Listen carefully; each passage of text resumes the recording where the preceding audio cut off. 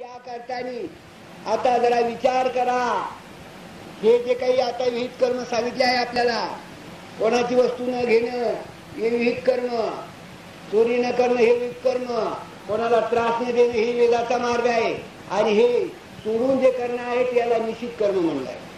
निश्चित कर्म हे दुर्योधनाने केले, निश्चित कर्म रावणाने केले, तर त्यांचा पत्ता सुद्धा लागला. असा तो अश्वत्थामा निश्चित कर्म केले, विश्वासघात करून द्रौपदीचे पुरोधांचा वध केला, तर चिरंजीव पद सुद्धा त्याचं ढसळल्यासारखं झालं. शेवटला त्या 60 ऋषी मध्ये एक मनुष्य नाही आले. मग शेवटला आपला जो कुलगुरु त्यांचा व्यास, मग त्यांना विनंती केली, म्हणे महाराज, म्हणे आता हे दुर्योधना, तू केलेले कर्म तुला चुकणार नाही.